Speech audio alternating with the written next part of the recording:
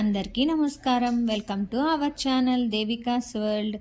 ఈరోజు మన వీడియో వచ్చేసి ధనుర్మాసం స్పెషల్ డే 13. ఈ వీడియోని ఎక్కడా స్కిప్ చేయకుండా చూడండి.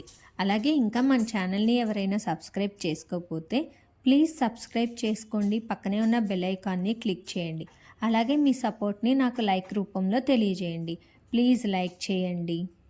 ఈ ధనుర్మాసం నెల రోజులు శ్రీ షిరిడి సాయిరాం మందిరం కోదండ రామాలయంలో ధనుర్మాస పూజా కార్యక్రమాలు ప్రత్యేకంగా చేస్తున్నారు.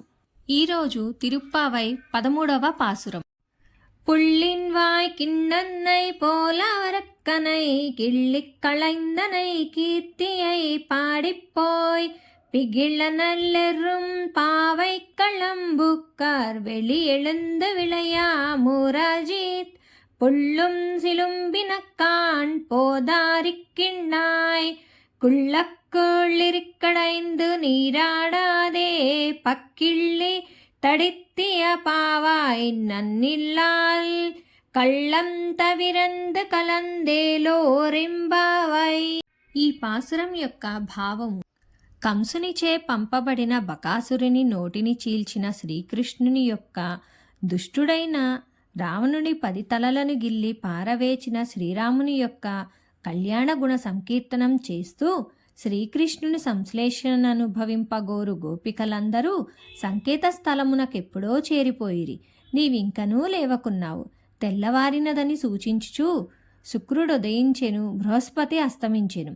ఇవిగో పక్షులన్నీయు తమ ఆహార అన్వేషణ నిమిత్తం అరుచుకుంటూ ఆకాశంలోకి ఎగిరిపోతున్నాయి అని గోపికలు చెప్పగా, నిద్రిస్తున్న గోపిక తన కనులు తెరిచి చూచింది. ఆమె నేత్ర సౌందర్యానికి ముగ్ధులై వికసించిన తామర పువ్వులందు వాలిన తుమ్మెదల వంటి కన్నులు గలదానా, ఇకనైనా లేచిరావమ్మా. నీ నేత్ర సౌందర్యానికి ముగ్ధుడైన శ్రీకృష్ణ స్వామి తానే నీ వద్దకు వచ్చునని భ్రమించకు. శ్రీకృష్ణ విరహతపమును తీర్చుకొనుటకు ఈ చల్లని నీటిలో అందరితో కలిసి స్నానమాడగా రావమ్మా. ఇంకనూ పరుండరాదు. మనము నోచే ఈ వ్రతమునకు ఇది శుభ సమయము, మంచి కాలము.